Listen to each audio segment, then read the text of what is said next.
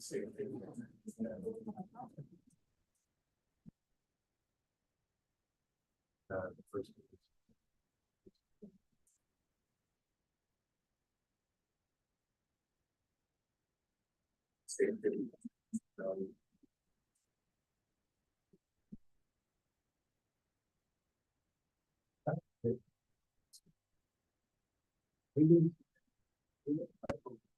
how are you doing? By the way, it looks like was that April 18th will be end of my telework status.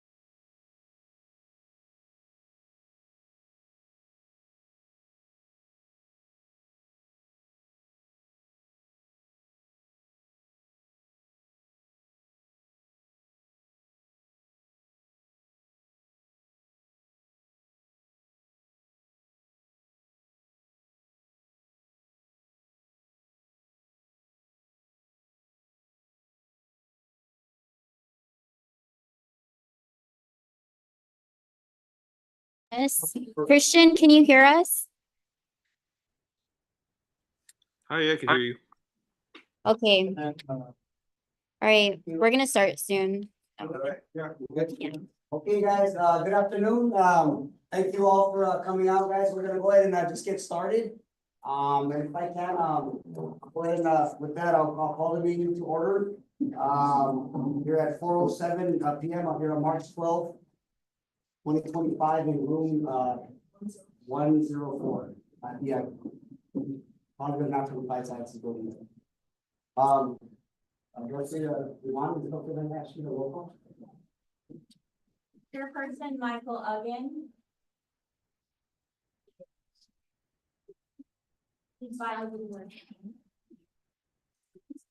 Used. Vice Chairperson Glenn Takai. Present. District Director Ivan McLaughlin Juaneza, present. District Director Martha Tenorio, present. District Director Dr. Glenn. Excuse me. Announcing for acceptance of our meeting agenda. I will say on our meeting agenda that we do have, under the partner reports, we do have a presentation that's going to be presented by Rep. Davis. But can we get a sentence of the meeting agenda? I move that we accept the meeting agenda as presented and close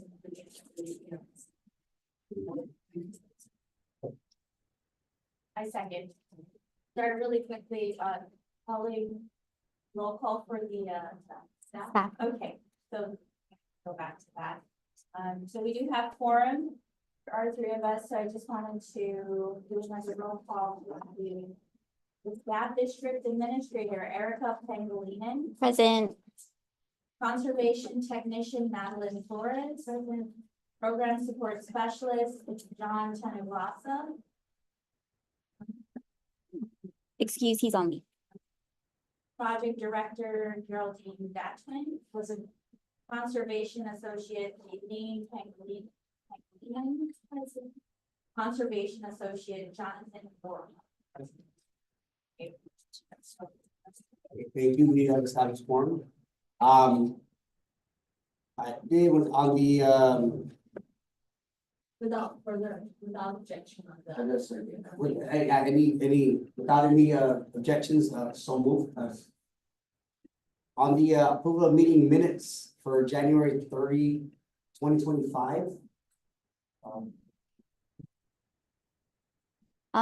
Everybody got a copy, including all the partners who attended and reported out. If we can get the approval of meeting minutes subject to technical correct in case there are further edits to the partner reports that we need to revise later or correct. Yeah.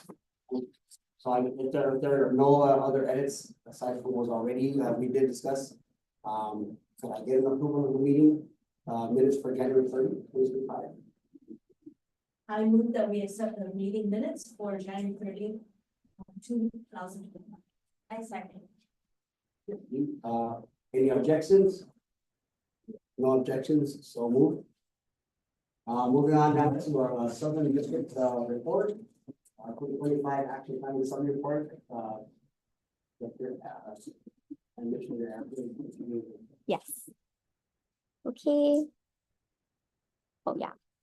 All right, half a day partners, thank you again for attending our bi-monthly partner meeting. It feels like just yesterday we saw you in January.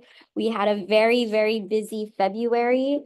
And we'd like to take this opportunity to provide you what we've been up to and some key updates since our last partner meeting. But before diving in, of course, we'd like to express our heartfelt support to all of our partners and agencies who have been affected by the new executive orders and the change in the administration, especially as it's affected a lot of grant funding and whatnot. I know that our districts back in the mainland, they're definitely feeling the impact. Fortunately for us, our grants remain unaffected, but still there's that uncertainty. But we're thankful that we are able to still continue the work and our grant projects. We stay mindful of the challenges that these changes present for many of us, but we're going to continue to do how Guam do and continue to be resilient and to support each other. So with that, some district updates and priorities. Of course, we want to start off with our action planning session. So we were able to share with all of our partners who attended the summary report of that action planning session. It was well attended. Thank you to all of our partners who contributed their time, expertise. Look how cute we look. Yeah, so it was very fun, and the initiatives that we developed from that session, just to kind of highlight, we did the intergenerational knowledge of conservation. That was Mark's group, and the mayor. So they got the highest votes. And then, of course, revitalizing the Guam Invasive Species Council to be effective and action driven. Safeguarding our lands for future generations, the Guam Soil Health Index, and last but not least, and still very important, the Ridge to Reef. Thank you, Director Yvonne, a pilot for PDS and Clean Waters Collaborative. So again, thank you. If you have any input regarding that session summary report, please feel free to reach out to me or Director Yvonne as our district director lead to that. But right now, Director Yvonne and myself are working to integrate these initiatives into our long-range plan. And we look forward to working with all of our partners as we'll be tapping on you to provide some support to turn these initiatives into reality. So again, thank you. It was a very fun. I want to turn it over to the board members to provide any comments regarding the session. Just want to say that that photo, I believe, was used when she presented out there in Utah, which was an excellent one. I said, man, you guys gonna crop me in there? But, I'll put you, Director. I know you're also on your way back home. Okay.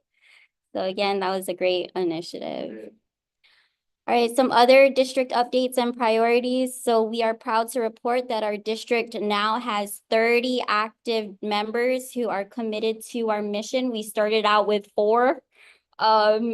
Like when we first started this a couple months ago, and now we're up at 30. So thank you to Madeline for really being the boots on the ground and engaging with our producers. Of course, if you run into any farmers, landowners out there, please refer them our way, so we can get them registered and see how we can help them address any resource concerns that they're experiencing. So we've been saying it from time and time again that our members are a priority in building up this list. So we are grateful for the opportunity to start strengthening that relationship. And we encourage again our partners to share any relevant information that may benefit our mutual clientele, or if you have workshops that we can collaborate on to host to inform our constituents. So. Okay, but 30 members, woohoo.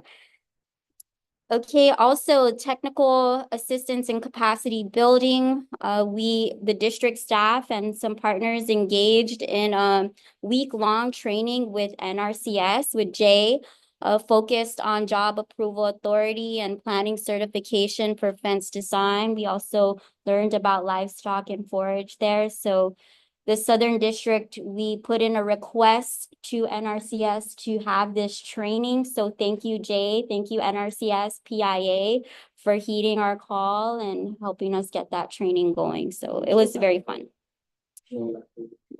Yeah. So the lady in the blue, that's Jill Fecal, yeah.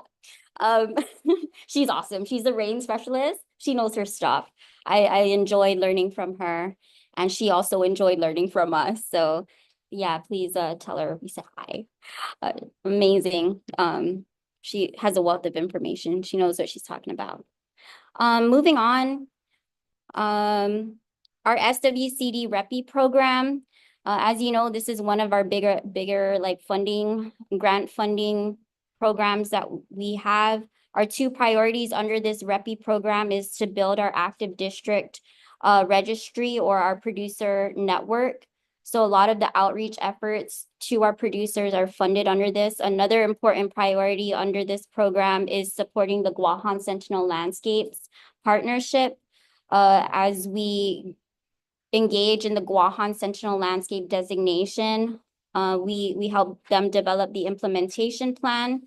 Last December, the GSLP convened, they established their working groups, and those working groups actually developed their goals and objectives. So we're scheduled to have a follow-up meeting soon. So Patrick Keeler will be putting that out in the weeks to come. So be on the lookout. And then last, for our district updates, and then we'll share some accomplishments. We finally rolled out the feral swine perimeter fence program. You might have seen it in the news or just around. So Mayor, thank you also for helping getting the word out, but it's been a long process. So Jara Detuin, she's our project director overseeing that program. And it's been a long process because we wanted to try our best to mitigate any unnecessary delays. We wanted to make sure that we address any obstacles that we might face as we start getting applications to implementation. Director, did you want to share anything about I that? mean, we're, again, this is something that we've just been trying to do. It's taken a long time. We were trying to work with, NRCS, trying to make things maybe a little more available on island, but because of the, little types here with the whole, it being federal thing, so we kind of have to follow kind of some of the stuff that, which is the best materials that they're providing, like the best type of stuff, so. All in all, it's worked out and we're ready to just get going, so, thank BJ, I know you helped us to try to get things at least sourced here locally, and I know that your hands are somewhat tied with that, but we just want to, I would say, appreciate that effort in trying to, just to get some variance and whatnot, but. Yeah, we're ready to go, and great job, Jara, our project director, so we're gonna need a little bit of, get it out there for our southern farmers and southern producers, so. Right. So the application period is open right now, and the deadline to apply for this fencing program is March 28th. And to help the producers and those who are interested with getting information and what the eligibility and criteria will be for is for the program, we have workshops. So our first one is this Saturday here in this room at 9 a.m. And then we have a virtual option on March 17th. That's a Monday, right, Jared? March 17th. And then also March 20th down at the Inalahan Mayor's office. Okay, and again, if you have any questions, please contact Jara. All right, now the fun stuff. Oh, and here's the information. Scan the QR code to register. We have a lot of people who have been calling and inquiring, so I just want to state for the record that even Department of Agriculture sent it out to their farmer listing, and we've received a lot of inquiries. So thank you to our partners for helping us spread the word and continue to help us spread the word. If you can, maybe just mention it, it's for the South only because there's a lot of northern farmers that are actually calling us, and it's kind of, you know what I mean? It's just because that was where the North has their particular program. I don't know what they're gonna do, but just as our partners help us to reach out, it's just for the South right now, because that's what the reference was specifically for. Right. Thanks, guys. And then also, of course, I would be remiss if I didn't mention the assistance of the University of Guam Cooperative Extension and Outreach, also providing their technical assistance to help us launch these workshops and the program itself. So, Caesar's Mossy, yay, Southern farmers. Okay, so moving on to our recent events and accomplishments. First off, we attended the NACD annual meeting. It was a major success. Our very own Vice Chairman, Glenn Takai, he successfully graduated from the Next Generation Leadership Institute. That's him standing with the other cowboys and cowgirls. Yeah, round of applause. So he definitely represented Guam, and not only Guam, but the Pacific Islands as well. And he delivered such an inspiring speech, emphasizing leadership and growth and capacity building, encouraging us to continue doing the great work that we're doing. So yeah, we're so proud of him. Another thing that we accomplished when the Southern District went out is we submitted a few resolutions to the NACD. So for those who are new to NACD, that is our National Association of Conservation Districts. They advocate at the congressional national level for the conservation programs that we need here in the region and across the nation. They're in the Farm Bill. It's an awesome group to be a part of. This association consists of 3,000 districts nationwide. So when we go to these meetings, we are working on submitting policy that would best assist our island's needs and our farmers' needs here. So with that, Guam, the Southern District, we submitted 2 resolutions, which were both passed unanimously. One of them is NACD supports updating reimbursement rates under the USDA Farm Service Agency Reimbursement Transportation Cost Payment Program to reflect current transportation costs. So FSA does have a reimbursement transportation program, but that rate has not been updated since 2011. So we at least want them to go in and make sure it reflects our current economy and changes. And then in addition, NACD also supports ensuring that reimbursement programs provide equitable access for producers in all US states and territories, including the geo-remote regions such as Alaska and all US islands. So it's a big deal. And we're looking forward to the development of what our national leaders will do to implement and ensure that we are getting the rates as we should be getting. Do you want to add anything to that? Okay. Yeah, that was the moment when they passed it. So it was such a emotional time, right, Mark? We're like, are we gonna fight? You know, like, but it was cool. Everyone agreed. Okay, and then last but not least, with this mission that we had, for the first time ever, the Southern District, and I think even Guam, I mean, I know we partnered with Hawaii last year, but we hosted a successful breakout session focused on forging future-ready conservation districts. We had over 70 participants. And you might see some are from Guam. We have a big group there from Guam. Right here. Okay.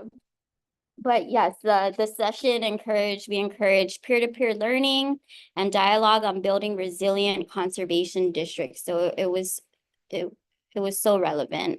And I just want to shout out to Director Marty, Director Glenn, and Maddie and Mark. We all pitched in and we helped each other facilitate this breakout session, which the attendees really liked to see. We showed them that Guam hospitality and gave them Chamorro chip cookies in the beginning and other stuff. So Director, did you want to add in? I know you're a big...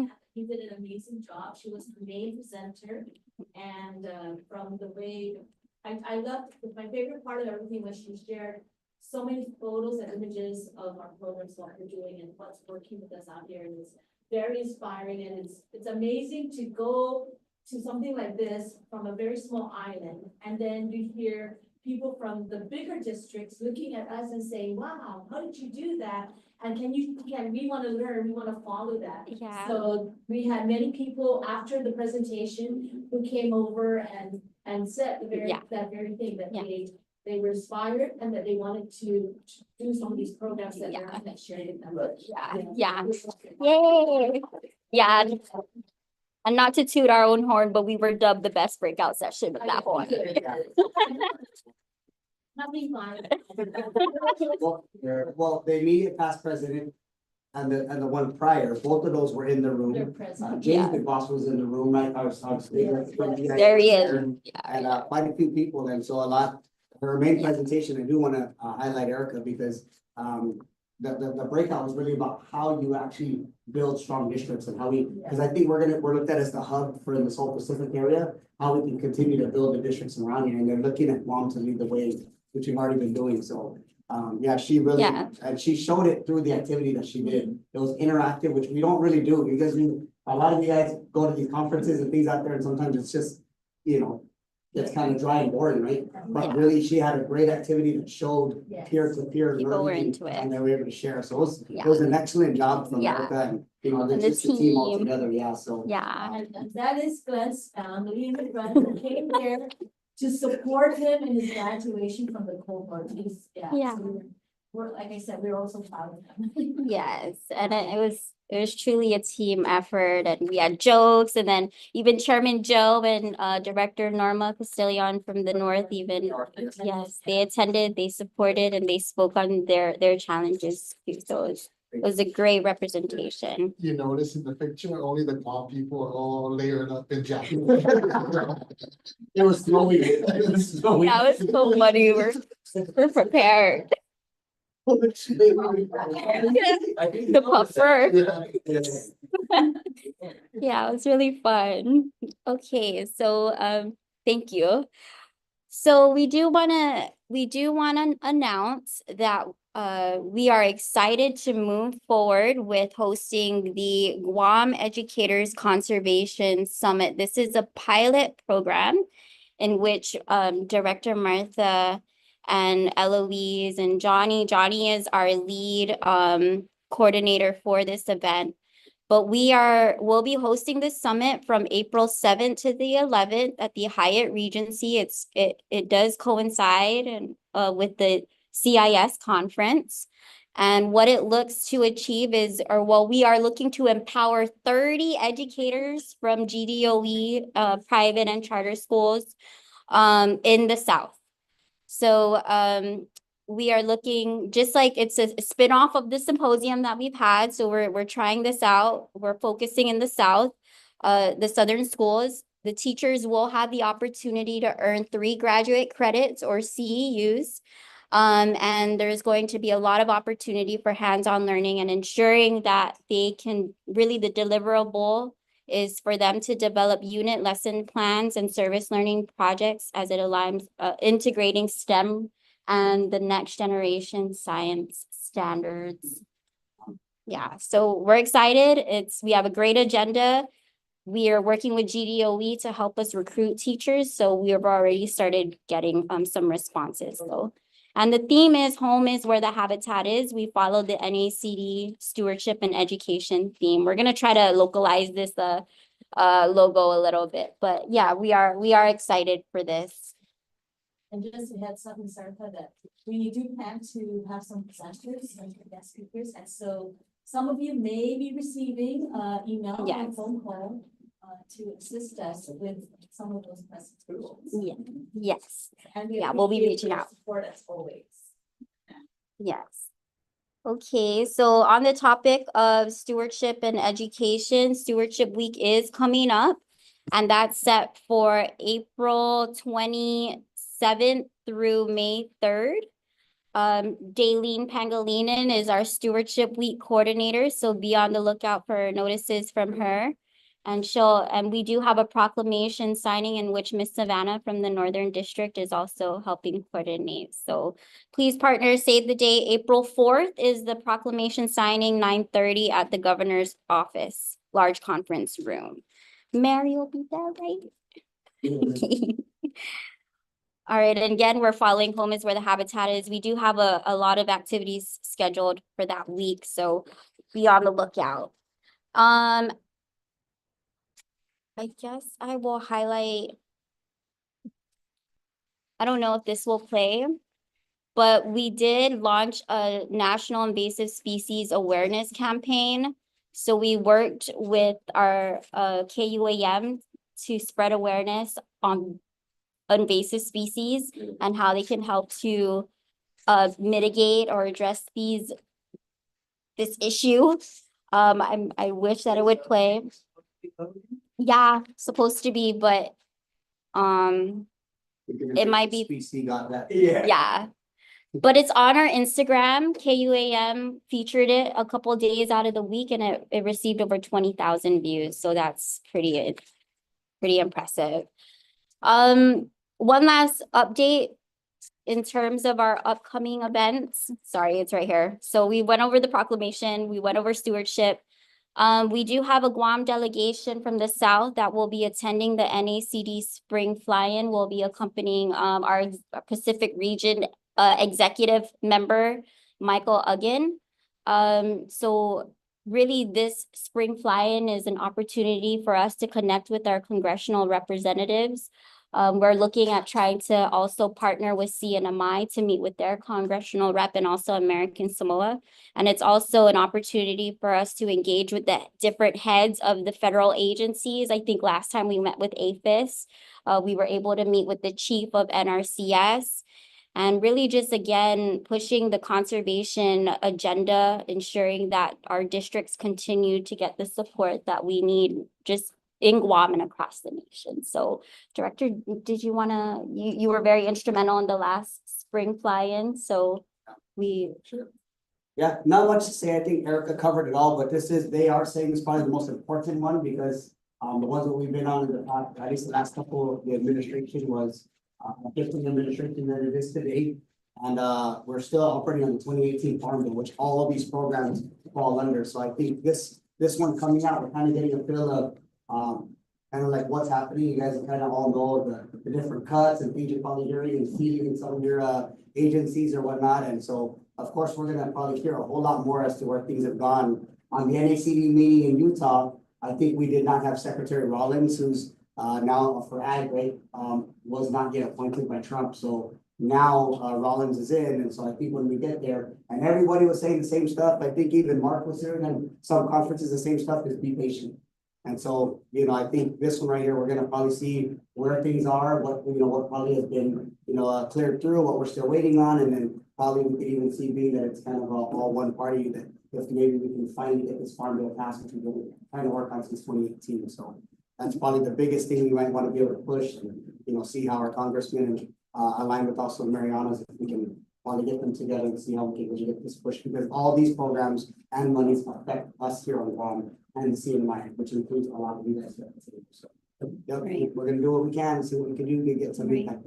Thanks Yeah. for all the help and input you guys give us. And yeah, and the key is grassroots advocacy. So whatever we want to hear from our partners, whatever you see is kind of impacting or preventing us from engaging in farm bill programs, we want to hear from you so that way we can communicate it up and make those changes so that we can access these conservation programs easier, right? So yeah, grassroots advocacy starts at the local level, locally led. Okay, so with that, our district remains committed to strengthening our, technical capacity and supporting our producers and building strong partnerships. We appreciate our ongoing efforts collaboratively and collectively, and also really appreciate our partners for all the dedication and support of our mission and shared success. So if you have any questions, feel free to reach out and connect with us. All right, so with that, Vice Chair, I'll turn it back to you. We need to get a report.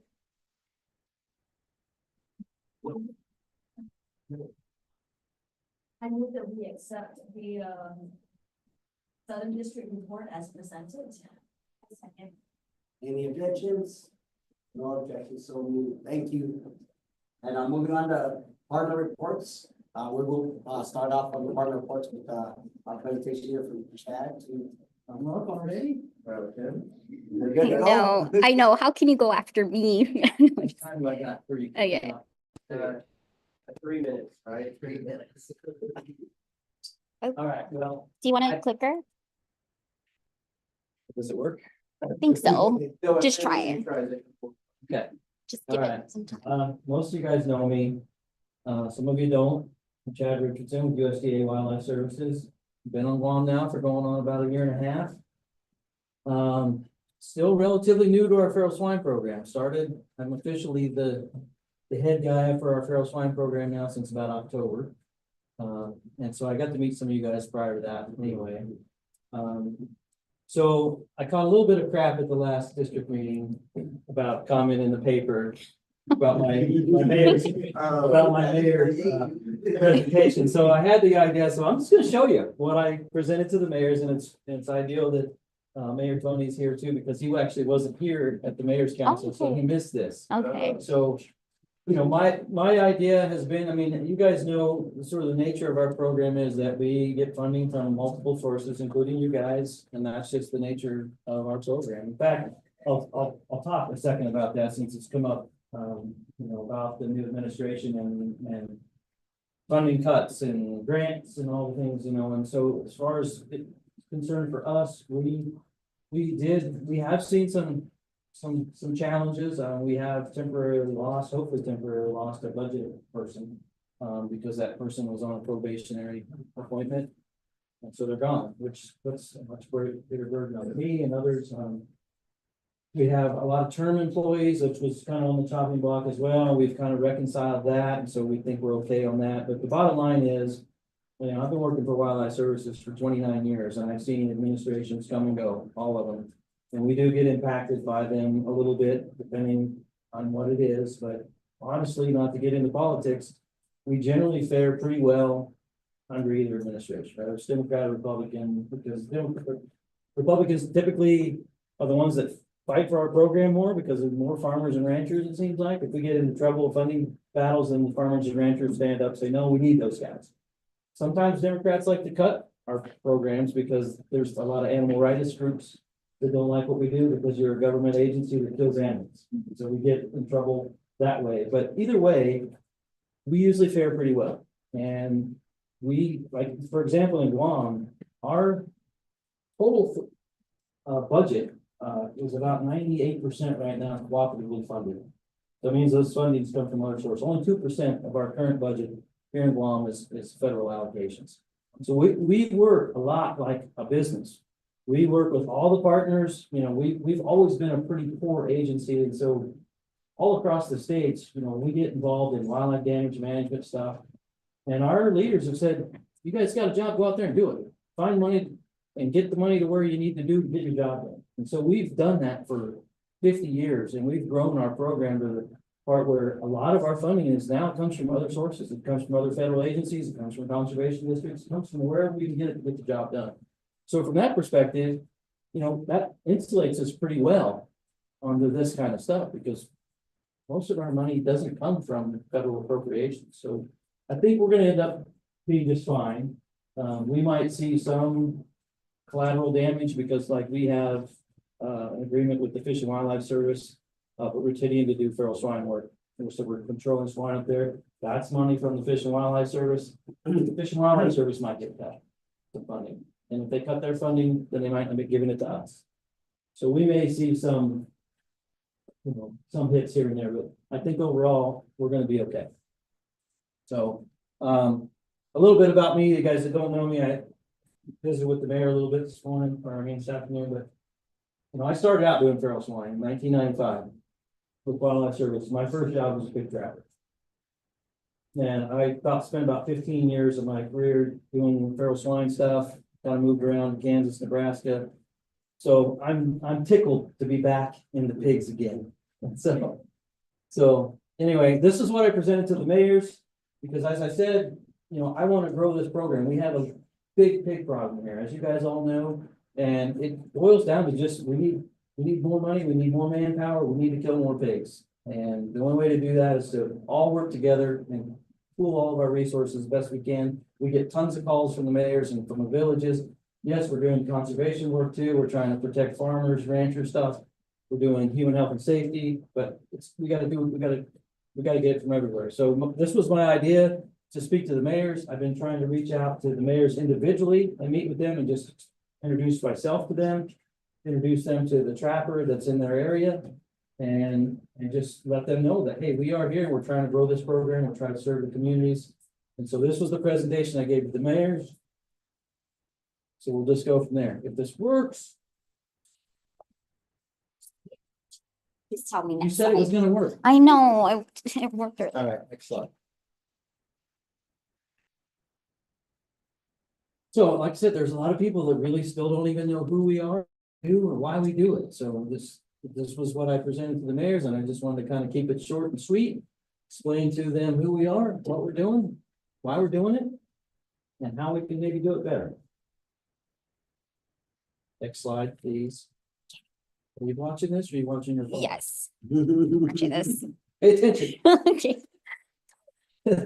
So this is one of the things that I've done differently, and I was telling the mayor, I've kind of, because I have this in my background, I've spent my whole career working for wildlife services. We have, trappers that basically work in all the counties across the country, and our trappers live in those communities. They service the farmers and ranchers in those communities. Those people get to know the trapper like a family member. And that was something that we haven't really done here. We were rotating employees in and out of these positions. There was never continuity. So when I took over, I said, I want to dedicate people to these areas, and so that we can develop some continuity, we can develop relationships with the people of the community. Unfortunately, you lost Joe because he lives in the north. And so, Joe assigned to the North District, so he's up there doing a great job in the north. Jathan Meno was in the south. What happened to Sean? Sean took a different job. Sean left the agency. Oh, And Jerome is my other kind of part-time trapper that's doing the work up in Retidian on the Fish and Wildlife Service ground. So that's only enough funding for about a half-time person. So I kind of got him doing other stuff. So those are my 3 trappers in the 2 bit. We basically have 2.5 trappers on the whole island. So we're trying to, and that's still a lot of work for 2.5 people. Yeah. But that's kind of where we're at. Hey, Jack, can I say something? Yes, So, sir. so from the community's perspective, right, the trapping or the feral swine issue is a Department of Agriculture issue, at least from the eyes of the community. I know you earlier said that we still don't know who you are, right? So I have to admit, I never even knew about you guys at the beginning, but prior to that, I was always under the impression that the trapping or feral swine and pig farming is going to be the Department of Agriculture. It is, Gus. I mean, it's a role that we do, but kind of go back to what I said, we only have so much funding to do so much direct control work. So is So, there any collaboration with you, agriculture right now? yeah, we do have some baseline federal appropriations. In fact, it's our largest appropriation. I'm Yeah, talking about, do they have any kind of manpower in there to do the kind of work you guys are doing? the Department of Agriculture, we are a department. I mean, like, Well, I'm talking about the local Department of Agriculture. local, no. That's I kind was of. probably thinking like forestry or ADS, or like he said, like probably those guys. No, unfortunately, when it comes to feral swine, that's another area that. That's what I meant when I said that impression. Yeah, from the yeah. community, is this our local. Yeah, Agriculture. I need to work on, because I think they need to be a bigger partner. We get funding from them on other things, on some of the brown tree snakes. Because again, in the community, USDA is only known as the snake trappers, and not necessarily. Swine trappers. Right. Yeah. So. Why are we doing what we do? You all in this room know this. It's pretty easy. There's a lot of problems with pigs, human health and safety, disease transmission. That's a really big one here in Guam, because our pigs are very, very diseased, and I have another slide later. We'll talk about that. Agricultural damage, property damage, damage to natural resources, all the things we all know about. This is the reason why we're doing the work. Nobody's disputing that. And I got a few slides of some damages. You guys know this guy. This was my neighbor in Assen, and I literally pulled out of my driveway one day and I saw this sign, like, what does that say? He had his trash can all tied up because pigs kept knocking it over. wow. So then, Guam Solid Waste wouldn't take the bin because he had it all tied up. But we get a lot of those calls too, I mean, we take these calls, that deal with natural resources protection, farming, ranching protection, but there's a lot of this that goes on too. And then, even golf courses, damage all across the island, so. Next. Here's a slide of our diseases, so this is a big one. I mean, this disease work that we do does come out of some of our federal appropriations, so we pay for that. We take 300 and I think our quota is 300 and some disease samples a year that we take randomly throughout.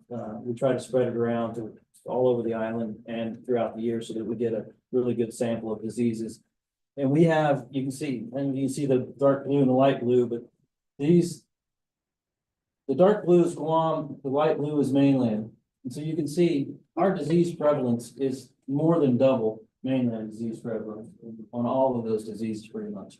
And I don't know if it's because, these pigs are in so much closer proximity, maybe, that they're transmitting these diseases, but we have a much, much higher rate. And some of these are very serious, it's not that the pigs aren't edible, but it's still, there needs to be a lot of other precautions that we take when we're processing pigs and when hunters process pigs. I mean, I don't know, I can count probably 1,000 pigs that I field dressed in my career, and I never wore any rubber gloves. But here on Guam, after seeing these, I ain't gonna cut open a pig without latex gloves. Seriously. So it's something that I want to do a better job of educating, community of this as well. So when we do this work, this is an important part of educating the community as well. African swine fever. This has been a big issue. This is a big one, and I'm kind of hoping we'll see something out of this. I only put this up here as a caveat that we may see some funding from that down the road, but this is a really, really big deal. African swine fever showed up in the Dominican Republic a couple of years ago, 3-4 years ago, and USDA and everybody got really excited because it could decimate the United States if we get African swine fever. We don't have it, but it's present in Korea, it's present in the Philippines, it's present in China, it's present close to here. We just recently made this available, or made this available to our people. Guam wasn't even on the radar. So you realize how easy it could be, the air traffic that comes from Guam to mainland. With African swine fever being in all these countries around us, we're a very, very, very high threat to transmit African swine fever from Guam to the main, or from those areas to Guam back to mainland. And so we are on the Right, pigs aren't actively shipped, so how would it spread? it's viral, but it's very resilient. It can be spread in undercooked meat. So if somebody smuggled a sausage Okay, that they brought it from China, came to Guam, took it to mainland, and it could be in basically in food. So it's a big deal, and there's a lot of money that's been spent on it. I don't know if, I know Puerto Rico got a ton of funding. I'm talking millions of dollars of funding to do feral pig control work to try to mitigate the chance that African swine fever may make it from Dominican Republic into Puerto Rico. Puerto Rico being another territory. So, I've just made our folks aware of this, and we're on their radar big time now. And the only thing is that this funding sort of just recently died out, But if this flares up again, we have a chance. This could be a real savior for us. Not that we don't want African swine fever, but preventative funding could come from this threat. This threat is really here for us, and so we're on the radar, and so that's something that could come to USDA for additional funding for feral swine for Guam, which would be awesome. But right now, it's just there. Sorry, I didn't mean to go off on a tangent, but that's important. Next one, please. Thank you.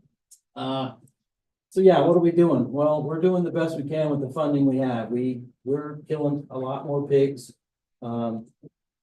There's lots of, I put this strap up here because historically, a lot of the folks here, used to use these double, these small pig traps and catch onesies and twosies at a time. That's what most people did here a lot. And snares, everybody that's into pigs now understand that you need to catch whole sounder approach. And that's where you have the pig rigs and the larger corral traps that are now conducive. And I've heard people since I've been here, those are too big. Those won't work in a lot of places. No, they work anyway.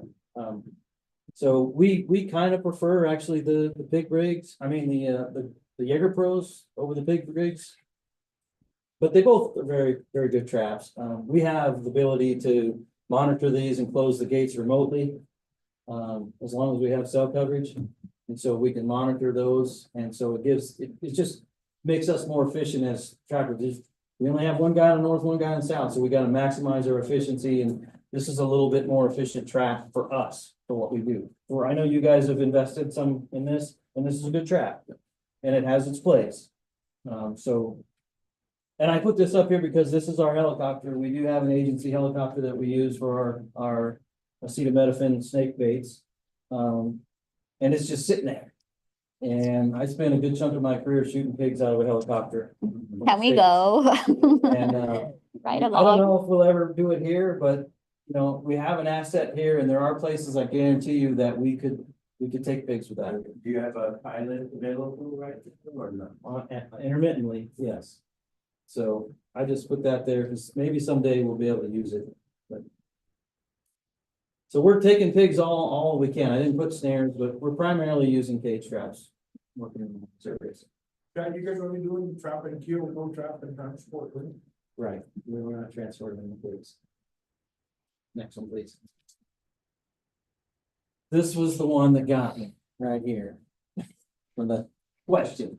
So this is just a graph of our take over the years. In 2014 is when we first started getting some federal allocations. This is when the National Feral Swine Program started in 2014. So Guam and the territories got a baseline of 125,000.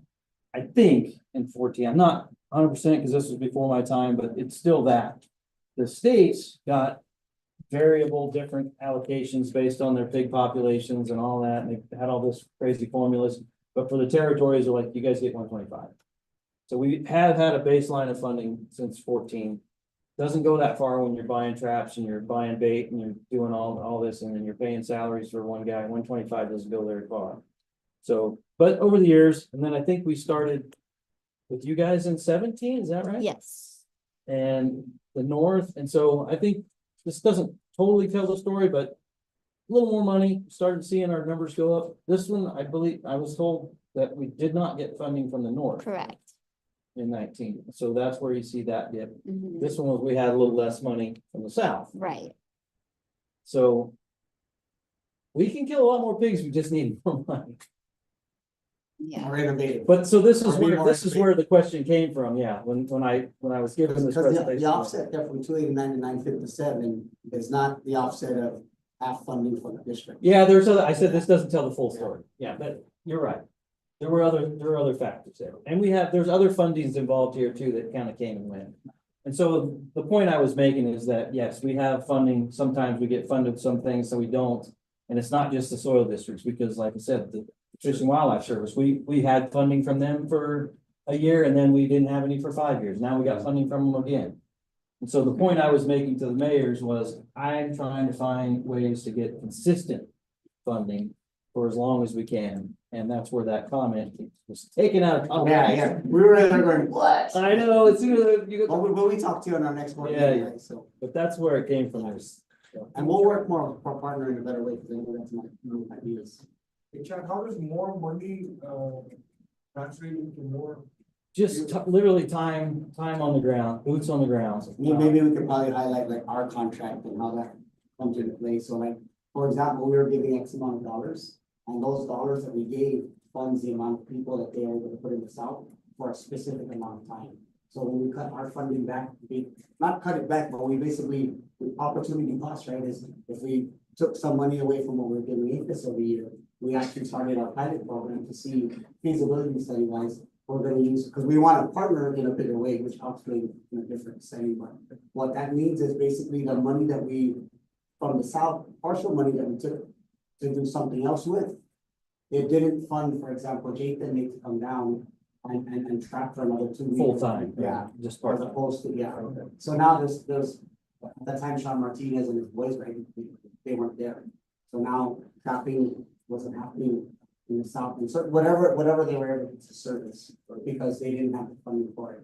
And in a nutshell, to simplify it even more so, with our baseline funding, we had enough money to basically fund one full-time person, all their traps, all their equipment, Yeah. island-wide. And so with the combined funding of the North and the South, we were able to bump that up to about 2. Yeah. And so we split it North and South, but we're splitting our federal money and we're splitting the cooperative money as well.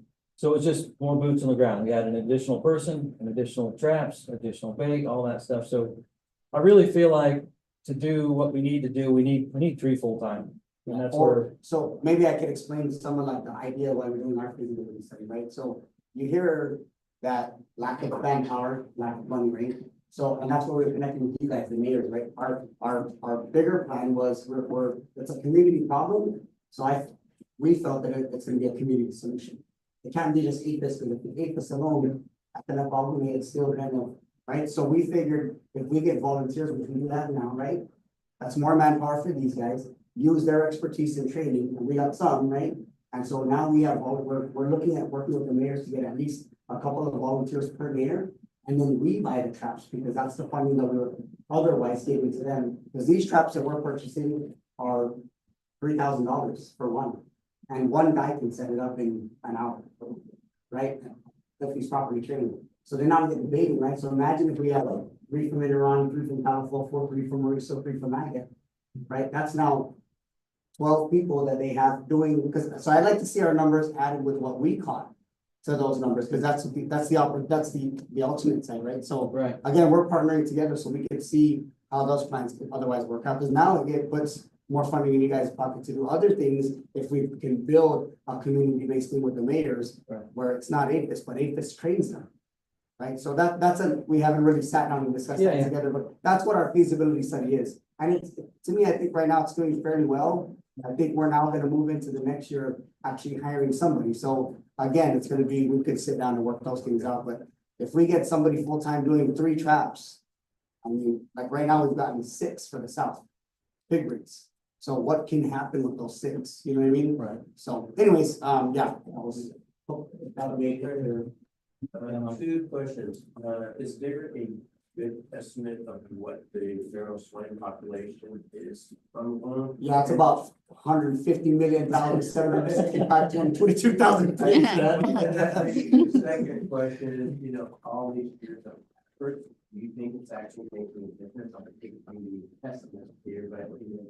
So that's why we felt that we probably need a community solution, not APHIS doing it. APHIS, that's what Mayor Tony Charlotte just said, I didn't even know who they were, right? Which me too, I think, not really until I was part of that, right? But APHIS wasn't really on the, I just knew there were people that track things, but can't be just APHIS because it's not working. With all due respect. Well, and With all due respect, meaning with the resources. You can say anything you want when you say all due respect. Well, I'm saying right now with your lacking Yeah. funding, your lacking manpower, the pigs have become a problem that has gotten more prevalent in the community today than it ever was. Yeah, and my answer to that is, yeah, $1 million question, how many? We don't know, way too many. And yeah, we're not making a difference. I mean, look at these numbers. Yeah. What would ultimately happen if we had enough manpower, combine it however you want, Yeah. with the community, with all of our take, and we were tallying all our numbers, you should see these numbers go up and they're peaking and they're peaking and they're peaking, then all of a sudden they start doing this. And that's when we know we've started having an impact, because we're still exerting the same amount of effort and we're taking less. And that's not gonna happen, not for a while. I think if we had, we ramped up our game and you guys ramped up your game and we're all working together and we combine all this effort together, because we need to be we need to work together. And at some point, yeah, we'll take enough pigs where we'll start seeing effort, but we're still a ways out from that, no doubt. Yeah, okay, next slide. Oh. So here's kind of a cool map of pigs by village. And this is just our take, and just kind of gives you this heat map of where the concentration of most of the pigs that we've taken since, what's the year on this, I forget how many years I had I on it, don't see it. but 2025, 21 to 25. 21, 25. Yeah, Okay. FY. But again, this isn't a representation of where all the pigs are, and we've got pigs all over the island. This is just as the calls come to us and as the work that we end up doing. So it's kind of interesting. I always thought there were more pigs in other places, but obviously the big hot spot is Calapago area. Or they're just more vocal because Or we get more, yeah, more complaints there. I don't know, but it's kind of. Yeah, I see trash cans knocked down every day. I'm like, oh. Yeah. Yeah, so then I recognize our other funding sources there. Okay, next one. Okay, so lastly, what can we do better? And you're right, Director Glenn. I mean, this hasn't been working. And I've seen it as soon as I got here. I'm like, we've got to do something different. And like I said, the first thing I wanted to do was assign, it is a community problem and it should be solved at a community level. And so that's what I've done. I'm putting my community guys that are in those communities to do work in those communities and to work with the communities, work with Yeah, the we mayors. had the same thought, or we were already moving it. to the Absolutely. mayors, Yeah. Yeah, I mean, and so, and that was the reason why I put Joe. Joe lives in the north. He's my guy in the north. Jason lives downtown. So I mean, I've already got kind of the same, This was my student, man. the same. So I got some of the same ideas, you know, I mean, and so. Yeah, I want to do better at building those relationships and the trust in those villages. And so everybody gets to know who we are. Because like I said, people still don't. Where I came from in the States, every single person in that county where that trapper worked, they knew him. They knew him, they were at the coffee shops. I mean, they know everybody. And I mean, that community is here too. You guys Yeah, all know yeah. each other. And that's the volunteers that we actually have. Yeah. Is based on that mentality. Yeah, and so, but when we were doing that before, we were rotating all the guys around. Okay, you're on this now, and then you're not building that trust, you're not building that relationship. You gotta get somebody to go down, who's this guy? It's gonna come. Yeah, right. And I mean, I know because I did it. I started my career as a trapper too, and I can tell you, when you go knocking on somebody's door who's a stranger and you say, yeah, I'm the government, I'm here to help, right? A lot of people don't like Yeah. that, but once they get to know Chad, and they're like, well, I like Chad, so yeah, we're fine, we'll let you trap, come on, bring it in, I like Jathan, I trust Jathan. So it becomes, you know, the face of our program becomes the face of that trapper, and so that I tend to change, and so that's what I wanna do better. We gotta secure long-term funding, consistent funding to keep, so that we stay on these pigs, because I do think that we're killing enough pigs, but we're not. We're mitigating some damage for sure. I mean, when we take pigs out of an area, they're gone for a little while and there is some damage mitigation. So I think we're doing some good, but we're not knocking that population down. We've got to bump our game up substantially to really get a handle on our pigs. Yeah. Have you ever had a conversation with our congressman? To see if, you know, in his position, is he able to lobby for more funding or whatever? I'm just thinking that, you know, since back there a lot, you know, he's probably gonna be able to. Available with people that. I'm not allowed to do that as a government employee. We can do that. But I can't lobby. That's where we come in, that's where we. Yeah. And we've been, but that's exactly where we've been, and that's where the soil and water districts are so important. It's because we have that ability to do that. What have you, so have you guys had that conversation? Oh, yeah, let's see that. I think like some states like Texas, for example, they get a lot of feral swine support or like other states because they have piggery production or they have pigs that they're domestic, or is it domestic pigs they have? Domestic. Yeah, So they just- do, yeah. We Yeah. don't have Here we don't, domestic so hog operations here, and so we're not as a big a threat to the industry as they are in a lot of states. So yeah, Yeah. we don't, you know, we're kind of low on the totem pole when it comes to that. like priority. But Yeah. that's why I'm highlighting that African swine fever thing, because that is very important, and that is a very high threat, so. I'm doing the same thing, I'm making our people aware of, hey, these are threats, and again, it all comes down to. Whatever way we can to try to get funding to help solve our problem, and so that's basically what I presented to the mayors, you know, and I'm asking, and I think I've got some verbal agreements from the mayor's council to pitch towards this. Originally, I didn't know if we could get individual funding from each village, and that was what I thought I might have to do, but I think the council has agreed to try to figure something out and provide another source of funding, which would help everybody. Right, and But I I think know that's all just a verbal at this point. So we'll see. But we can work our programs too to kind of see how we can support. We just gotta. sit down Right. and work And then it out. there's the Guam Invasive Species Council that gets all this funding to Yeah. do this type of Yeah. support, I so noticed we'll that work too. with them. And so, I mean, I wanna be able to work closer with you guys, and that's why I said I wanna try to attend all your meetings. I wanna learn what you're doing. I wanna learn more about what you're trying to accomplish with the pilot program and be a supporter. You know, I don't want it to be competition. I mean, I said this before, our program, you know, we do two things. Basically, we do direct control or we do technical assistance. Direct control it's a fee for service, right?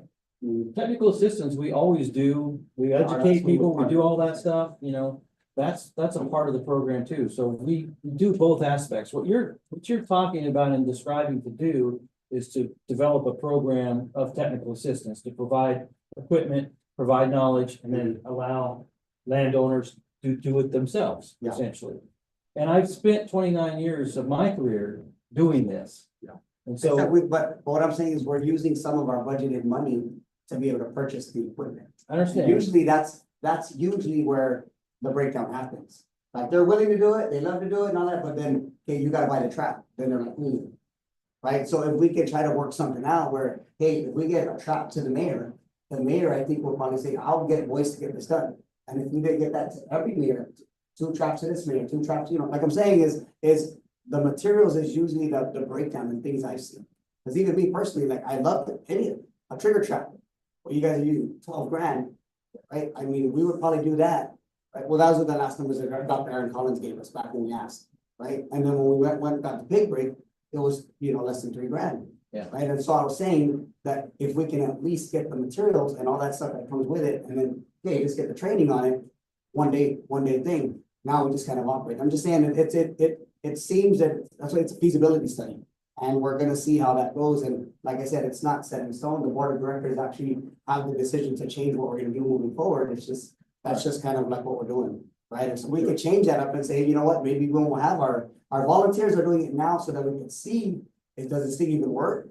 You know what I mean, is it, how well does it work, what's all the components around it, Right, right? right. So, and we are, our board meetings have been work with the mayors for the last 2 to 3 years. It's just, this is what we got on the ground last year, and that's where, yeah, we need all aspects of the program to tackle this, and I don't disagree with you.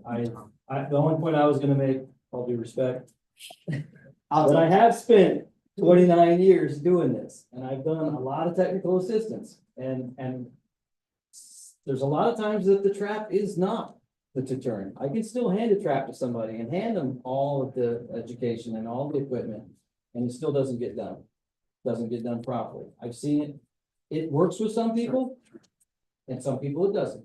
And that's where, it's a fine line there. It's a part of the program, and it should be, and I'm supportive of that. But you just gotta be careful, because if you get too big with it, I'm afraid you might see inefficiencies there too. Sure. Because you're gonna get a lot of equipment just going out the door, and then you're gonna find people that are still not gonna follow through. Sure. I think it's definitely a part of the program that needs to be there. To me, what I would like to have with you guys is that discussion, how big of that. Sure, we'll connect. Yeah, we'll have a, But that's what I presented, so I'll get off topic, but I think I'm gonna take this presentation and travel the island and basically present it, and for versions of this, I'll tweak it a little bit. This is what, again, to educate more people about yeah. our program and how we're doing it, what we're doing it. I'd recommend at the next GISC meeting that probably you do the same. At the next one. The Guam Invasive Species Council meeting, We've so, advocated for. and we months will. for you guys. Yeah. Okay. Okay, well, I hate to, So- yeah, thank you for that, Great job. Chad. And thank you for being a judge at the science fair this morning with our team. Yeah, oh, Or you made it better, Okay. That's good. yeah, so just a quick time check for the group. We want to make sure everyone gets out in time for the State of the Island address. So I know we have a couple of more partners to hear from, so Vice Chair, if we want to, I think,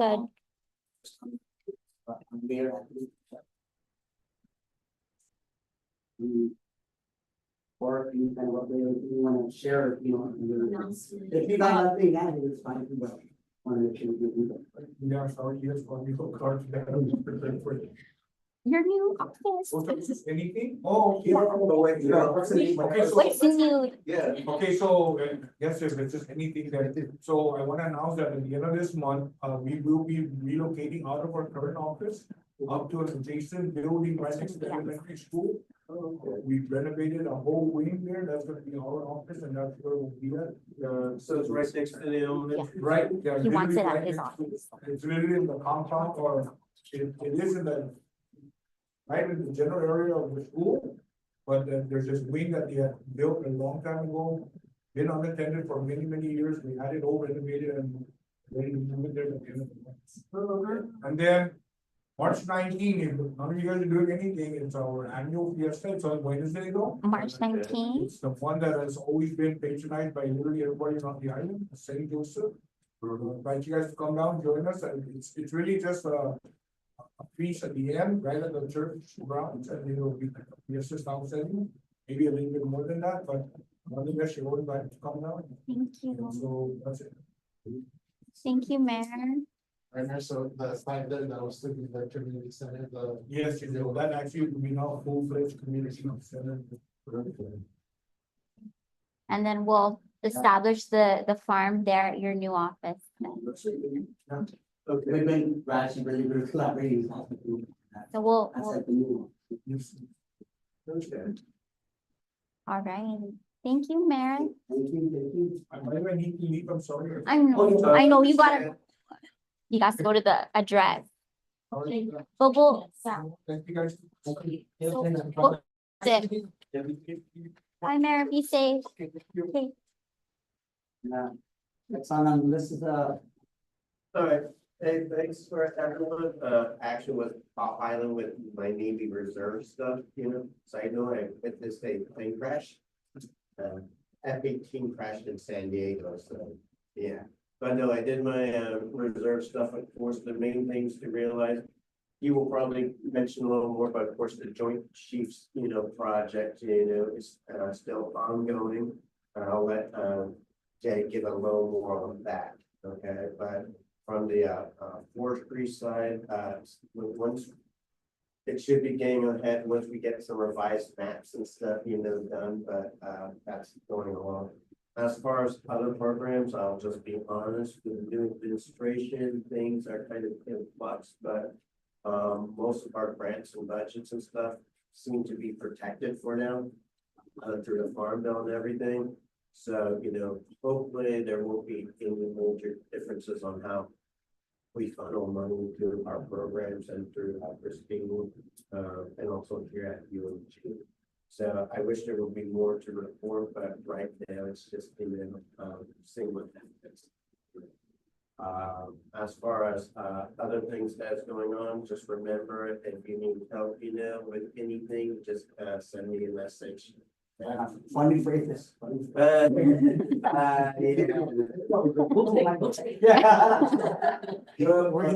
Well, the sad thing is, in order to get APHIS funding, you would have to indirectly, because of, if you show how the pigs are affecting the trees or, you know, tree reforestation, there can be some minor things. Oh, I've seen them rip trees out of their ground, bro.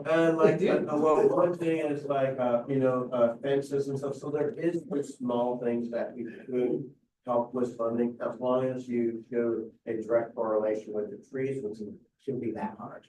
Okay, yeah, Great. exactly, but it would be more of protecting the trees, not so much the trapping part, you know? But if it would be needing to, like, you know, doing fencing or protecting, and, you know, so like, say, a bunch of trees were planted and you need to protect the seedlings or something like that.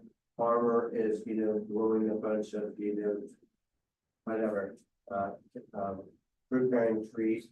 That's kind of where we could help. As far as trapping, that's a little too far out of our scope. Okay, well, thank you. Yeah, I wish I had more to report, but right now it's kind of a, you know, unstable time.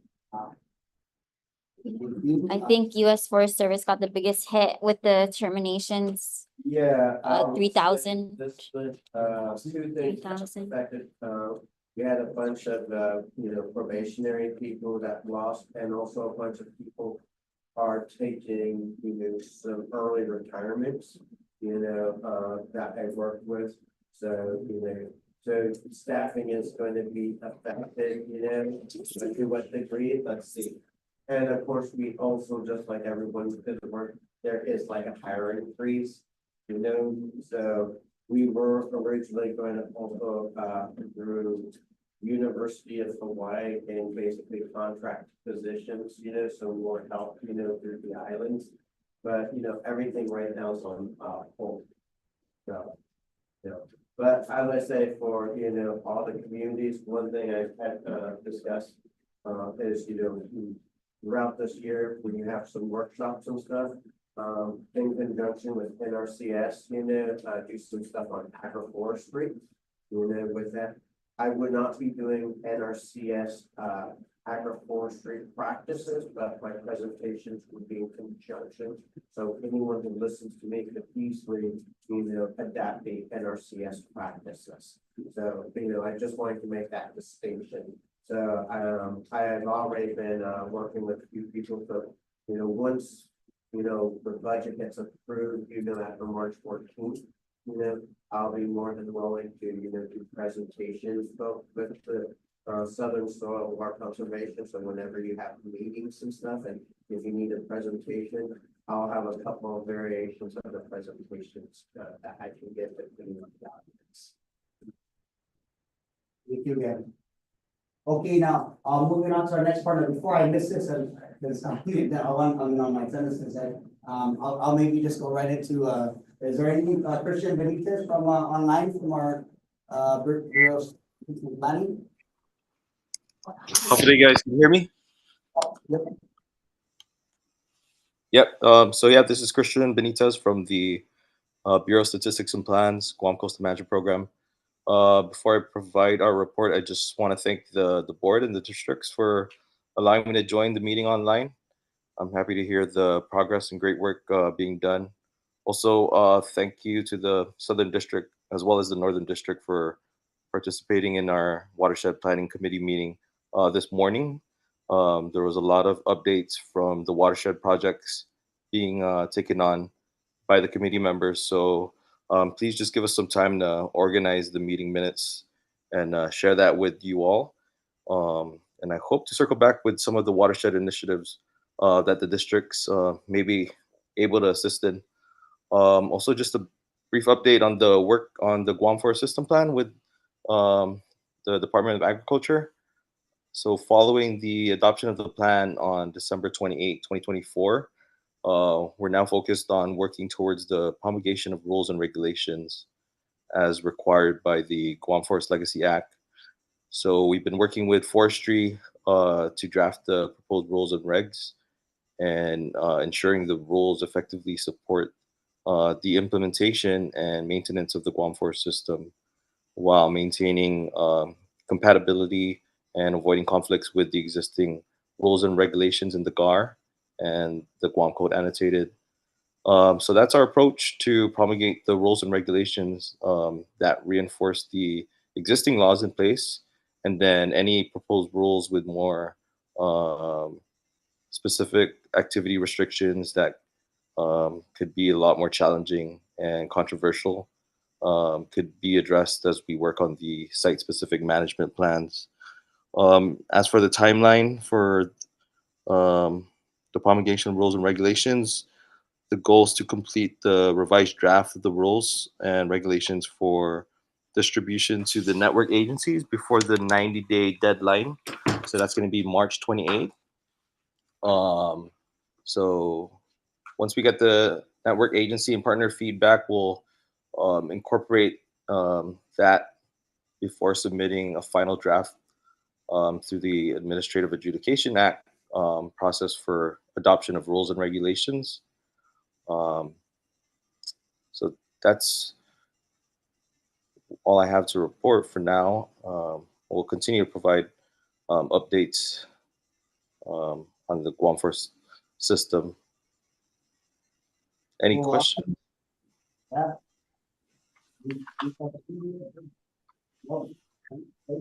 No questions?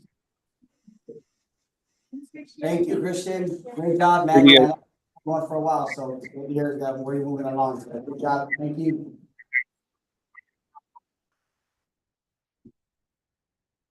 Okay, moving on to our next partner, from NRCS, Jay Dorna. I'd like to start off by saying thank you to the districts again for getting out there to the SGSWCD and representing the Guam farmers and and kind of really important for the community needs. So thank you for that.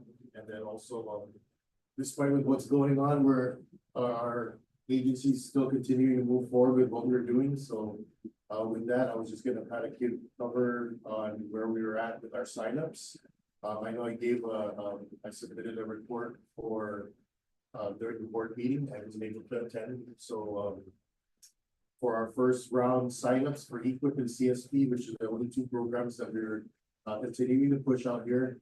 The number of selected applications from that big which was great, yeah, let's continue with that, and thank you again, yeah, for the Northern and Southern District for assisting with that, that was awesome. A lot of our other offices in Hawaii were, plotting that we picked up our numbers, so, yeah, hopefully we can continue to see that trend. And, but it's unfortunate that we won't be getting help, soon to try to do that, so we'll move along as best as we can, so. From the selected applications for EQUIP, we had 19 applications. And that included 3 for the Joint Chiefs, but the rest of them were all regular, our classic EQUIP, Environmental Quality Acceptance Program. And then, again, that amount of pre-obligation was around 475,000. And then we had 11 CSP applications that were selected. Total of 230,000 which we obligated. So there was like a big chunk of our allotted money for Guam, so it kind of closed off our regular EQUIP. There's some funding left, but not too much. So we were gonna try to put that into our second round. But then I got a direction to kind of prioritize the EQUIP Joint Chiefs.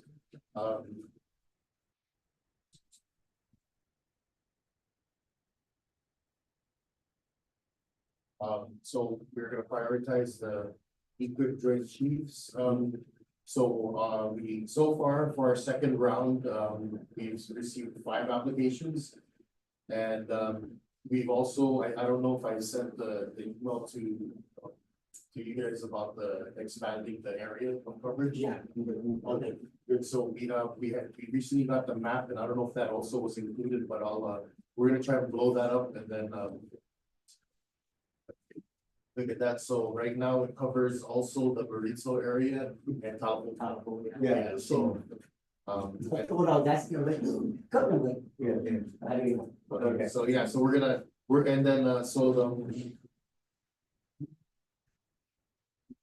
gonna continue to accept applications just for the Joint Chiefs. If we receive any other applications for EQUIP that don't have practices that pertain to fire mitigation or protective water quality, then we'll just defer those applications to fiscal year 26. So we're gonna do that. So yeah, right now we're still accepting applications until they tell us when we something like that. Regular EQUIP and regular CSP signups will be closed or have been closed since January 31st. So again, producers can submit applications for those, but we won't be entertaining them until we get funding. Just some internal deadline, March 14th, which is the end of this week, we have to continue with our second round ranking for the applications and complete cost estimates and assessments for those. That goes for EQUIP and CSP. And then on April 18th, we're gonna try and obligate all the first round selected applications, which will then turn into contracts. And on May 9th, I'll be sending out contract reviews for all our open contracts that we have, existing contracts. Those reviews will kind of help the producers know where they're at and what needs to be installed. It's on schedule. And then on June 20th, I've already been sending out letters for all the CSP renewals. If there's any existing CSP applications or contracts that are close to expiration, they'll receive a letter and an application to where they can reapply for CSP again. But it'll be a different enhancement that they'll adopt. I'll become one. So I just sent out the letters, and June 20th will be the deadline for the applicants to submit the actual application into our office. Yeah, that's all I have. All right, thanks, Jay. I know that, we got a pretty high influx of applicants, which was actually great news, because actually Erica did present that out there and whatnot. And so it's always a rock and a hard place, right? Because it's kind of like, we want to do as much as we can, but at the same time, I know you've been so limited with your, we recognize that. Thank you for the great work you guys are doing there, the staff that you have. Same thing, I think, it's always the staff that we have, but I mean, that was probably the biggest number I think I've seen since a number of years. I was like, oh, that many e-book applications, it was like kind of our workshop, back then, I was like, so it's a big plus, but it's. Jay, so you said 19 applications are moving forward. Yes, we're equipped, yeah. So how much of that is Southern? Yeah. Oh, yeah, she does that. I didn't break that down yet, I'll, Okay. and then for I couldn't give you the cost, the obligated cost estimate for the second round because we're still, as I mentioned, we're gonna be doing the ranking and cost estimates by the end of this year. All right, well, but, and you said for the joint chiefs, 5. Yeah, 5 for the second round. And now it's fire. Right, and we can still continue to still work out this as long as it's related to fire and everything, they will be considered. Okay. Thank you, Dave. And then I know we got you guys from, I don't know, your presentation with what you wanted. I guess Jacob was with you, so. I got nothing else to report other than we do need to talk about this next agreement coming up soon. We're kind of exhausted. Most of the funds, I've already talked to Eric about that, so. Yeah. But other than that, I got nothing really new to report. You guys already know. Well, cool, thank you, that was an awesome. Yeah, thanks. I remember that.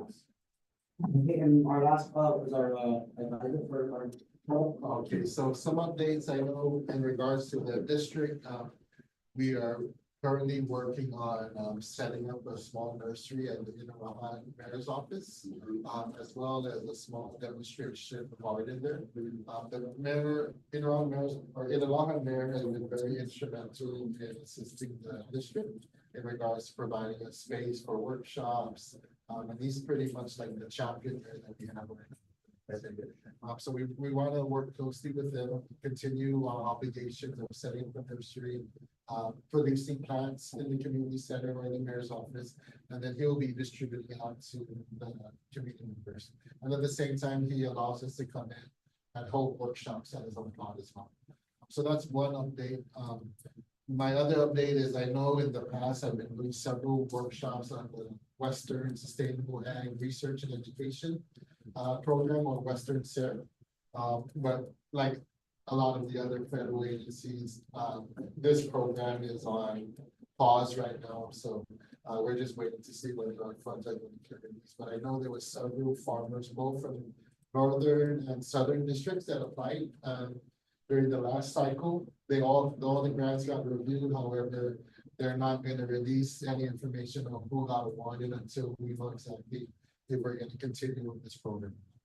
Another big one is the issue with eggs on Guam and chickens. So the university, we're coordinating to have maybe about 3 workshops. We're gonna have 2 here at the university and 1 at the Jigo Experiment Station on how to raise egg layers from baby chick all the way to layer, as well as providing some conservation practices like deep litter systems, chicken tractors, nutrient management systems to create compost and those things. And then what I'm doing now is I'm actually incubating eggs right now, and to have maybe a time frame around Easter to distribute. So, and when the flyers come out, I'll share it with the district so they can help recruit. Okay. And so basically, participants come to the workshop, they learn everything, and at that time, they get to sign up to receive baby chips. But it's gonna be there's gonna be a price associated with it. So probably somewhere between $8 to $10 for a baby chip. That's what we're looking at, and that's about the average price across Guam. Then currently, like to buy mature hens on Guam, right now it ranges from $50 all the way up to $75 for one hen. So we're trying to promote locally produced eggs again, and it's a big community need right now, so that's one of our things that we're planning towards this. Some questions relating to the chicken system. In the villages and the urban areas, are there any current rules or restrictions on chickens, having roosters or anything here involved or not? I believe so, depending on the zoning. I don't believe that. So Okay. I know the Department of Ag has been working on something like that. Okay. So I think we'll get all that information. And a second question is that speaking of nurseries, did you ever get a copy of our tropical nursery manual or not? No, but I developed a nursery management publication. Right, I know I've seen your publication, but I'm just curious if you had seen our publication. or not. No, but if you can share. Yeah, I'll share, it, but I will also share it with Erica, so she can also send it to everyone. I have a PDF which I can give you immediate. I also have some hard copies I can give later on. Okay, great, that'll be good. Okay. Thank you. That's all. All right, well, thanks, everybody. I think that's everyone. Wait, Unless there's any other announcements? Yeah, we have Savannah online who'd like to report. Hi, really quick, short and sweet, I promise. We just have a couple workshops coming up. One is March 22nd, the Intro to Feral Swine partnership with USDA and DOAG DAR. And they're gonna be discussing feral swine, obviously, and then like the upcoming pig derby. And then May 3rd is the FSA and NRCS recruitment networking event for producers. It'll be at the Dedido Flea Market, Farmers Market. And then lastly, we have a soil health program to be determined in June. And that's Savannah, oh, I'm sorry. Go ahead. no, go ahead. What was that last one in June? Soil health program or workshop. Okay, the May 3rd one, that's in the morning though, right? Yes. What is that event? It's just so Eileen and Jay are gonna be out there and then like just really get like personal with the farmers. So whatever farmers have like questions about what FSA and NRCS has to offer to them, then they can directly ask questions with Jay and Eileen. Okay, okay. Okay, thank you. Thank you. Thank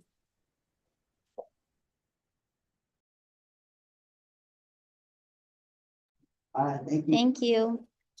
If there's no other announcements, guys, the only one we have is our next partner meeting. We have scheduled for May 14th, 2025. Okay.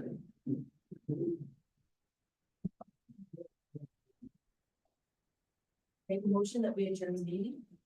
And If you guys have, thanks for coming.